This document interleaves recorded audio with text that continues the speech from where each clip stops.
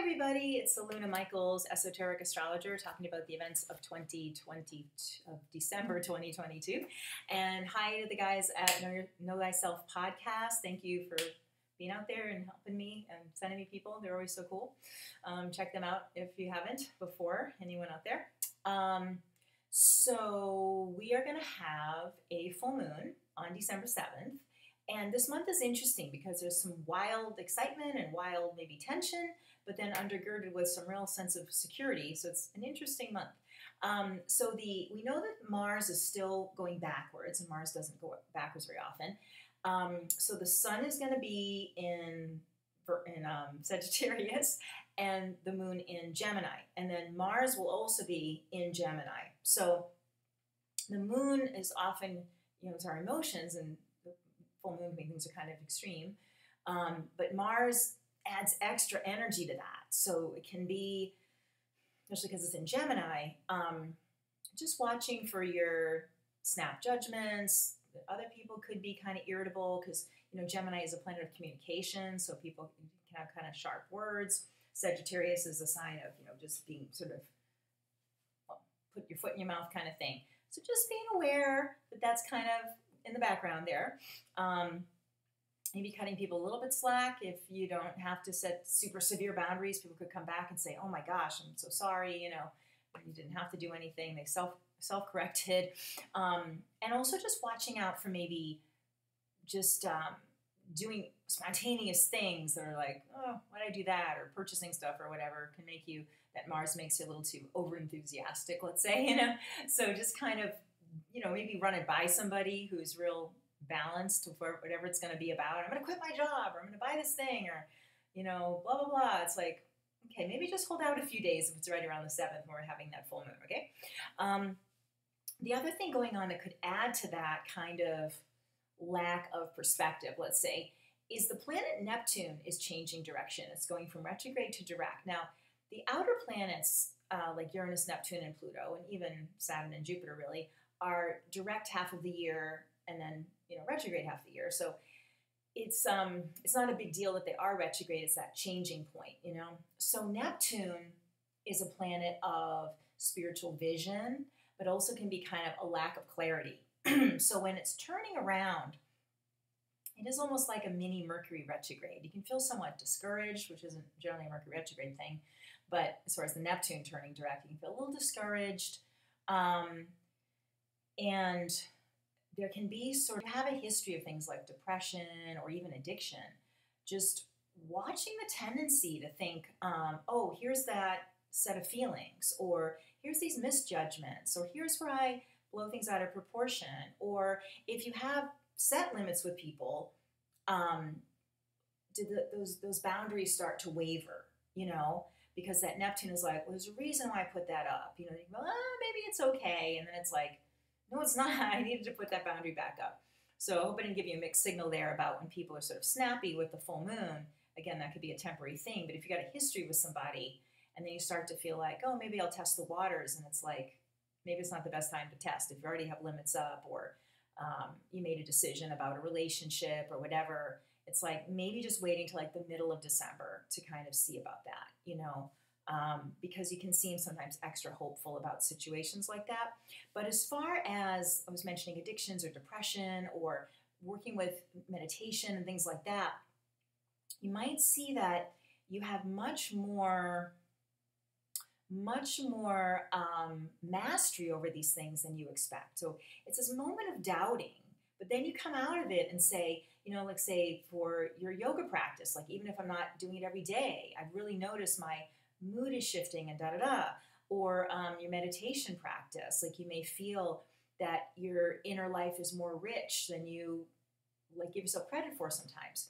In terms of like addictions or drinking, especially with drinking with Neptune, or it's like just holding off and seeing, why did I get triggered? And then just see, wow, I really got through that. And I'm not at the mercy of these sort of waves and currents, as that Neptune shifts. And said, wow, I didn't have to be compulsed to follow what my fears were saying, So there's just kind of a time when you like it's best to observe than to make a big move or to do something where you go, I probably shouldn't be doing this. It's like, yeah, just hold off that first week of December and then go into the second week and be like, okay, now I'm clear about what I want. If you need to make changes and adaptations, it's clearer then, you know? So now, in that being said, I was mentioning the month with that undergirding, you know, coming from Saturn. So Saturn is in Aquarius, and Saturn is making some really good angles. It makes a sextile to Mercury, which is our thinking, and the Sun, which is just our personality. It can be work things too, health choices and things as well. And then also trining, which is another really great angle, to Mars. So that there's something about Saturn represents this wisdom that accumulates, that's kind of behind you. And that's where we've got this kind of like sort of edgy full moon and then the Neptune changing direction, that Saturn's right there for the first half of the month and kind of saying, it gives that safety feature, like little guardrails, so you don't go too far over the edge and can kind of, again, see perspective, go to people who've known you a long time, people that have seen you going through certain changes can act as Saturn and say, no, you don't want to go back to drinking or a bad habit or whatever, a toxic relationship or something, or you're making a lot of progress in your relationship and you don't want to ditch it right now or whatever. So there's something about those people that can act that way, or journal writing, or just meditating on seeing your perspective and just think, all right, let's not do something spontaneous really right now, and really see like I'm on this solid path and just kind of stay that course and see like there's a lot going on in my favor, you know? So, and you can feel really proud of yourself with Saturn. And that can also be, you can get bonuses at work, other people being proud of you that way, and feel going into the holidays, there's more connection with family or difficult characters, like in holding to who you are.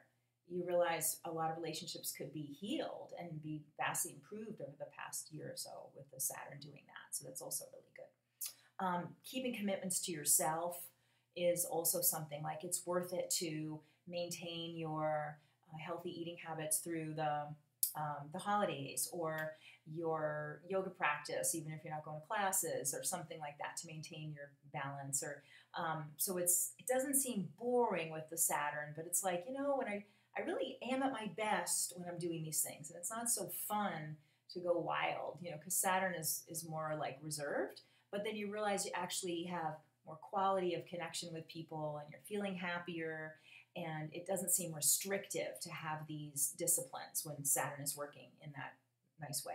Okay, the other thing is that Jupiter is moving back into Aries. So Jupiter was in Aries earlier this year, and then it backed up and went into Pisces for a little bit. So now here we are, and it's going to be, did I write the date down? 21st. And Jupiter will go back into Aries. Now keep in mind, Jupiter going into any sign is kind of great, because Jupiter is like, you know, it's great to be here, it's great to be there. Jupiter likes any sign it's in, really, you know, and it's an optimistic energy. But especially going into 0 degrees of Aries is the beginning of the zodiac.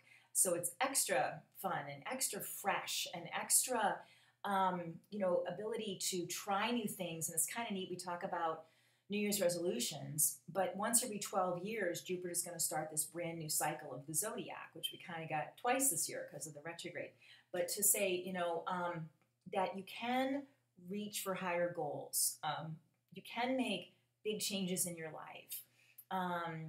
You know, there's a point where like your life can really shift and become much more satisfying, or, you know, again, I don't know, take some sort of risk, or it's, you know, getting to travel to somewhere you've always wanted to, or try to go back to grad school. It's like these, like, don't let your dreams just be ideas, which can be Jupiter's like the concept of it, but Aries is the action. So kind of following through, you know, and taking these risks that have been dreams. You know, it's not like a wild, crazy thing, but something that's been present in you for a while. It's like, maybe it's time to try, you know, and that good things can happen and your life can take an exciting turn that's really fulfilling, because Jupiter is really like, it fills your soul, you know. So that's a great thing about the Jupiter in Aries. Now, the other thing is our friend Mercury will be going retrograde, which is fine. As I always say, it's fine. It's good. And as it retrogrades at the end of Capricorn, the final degrees of Capricorn, it'll be near the planet Pluto. And now I always talk about Mercury retrograde as, the god Mercury. In Greek, he was called Hermes, and he would, go from the earth to the gods on Mount Olympus and bring information. And, just that's a basic communication stuff when Mercury's going direct. But then there's that part of Mercury that led souls to the underworld. And that was called, Mercury had his role as psychopomp, which is the leader of the souls, what it means in Greek. And in Greek mythology, the underworld wasn't hell. It was just where you went after you died. So it's this idea of when Mercury goes retrograde, it's communicating within the depths of your soul, being able to go into your subconscious as opposed to the conscious mind of Mercury direct.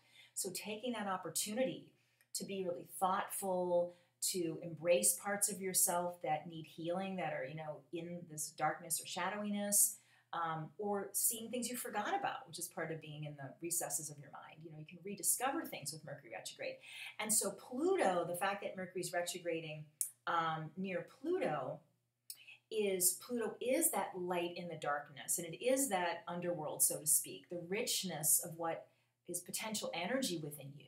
And again, being able to believe you have the power to make shifts, and that you can make those shifts in small ways. So Pluto is like this big, massive change, where Jupiter is like, big changes, but Pluto is even deeper, deeper, deeper. So you got the Jupiter changing signs, which is optimistic towards that. And then this Mercury retrograding near Pluto is like, Mercury is the day-to-day things you can do to really have those big changes. So if it's meditating 5 minutes a day, if it's taking a walk around the block to really lose a bunch of weight and just saying, I'm going to start small, but I'm going to do things consistently, So it's being able to view your goals that may have big ramifications for you, but you kind of become, if you become somebody new, you're doing different things that day, every day of being different.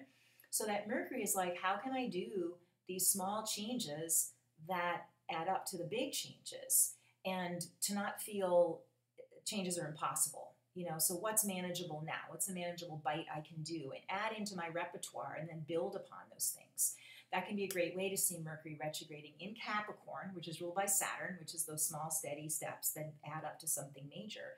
So it's like the month is sort of saying that we've got the small steps, but then we also have this big leap you can take with the Jupiter in going to Aries. So, and of course you want to know the dates of the Mercury retrograde, and that would be the 29th of December. Oh wait, yes, the 29th. And it goes direct in January 19th. If people like to know the degree where we go into the window, that's like the 16th, 17th of December when it hits, Mercury will hit 8 degrees of Capricorn, which is where in January it will move forward at. So sometimes people talk about that shadow period of Mercury where you can get more juiciness out of that, that meditation time and inner reflection time and stuff like that. So, okay. So if you want a reading with me, alunamichaels.com, or text me, call me at 248-583-1663. Sometimes I don't see the messages on the YouTube, so it can be not the best way to get in touch with me. So have a great holiday season and a new year, and we'll talk again the beginning of the year. Lots of exciting things in 2023. And so, yeah, and if you want my book, you can check out Amazon. The Spiritual Gifts of the 12 Astrological Signs, little book I have on Kindle. And so, yeah, bye-bye for now.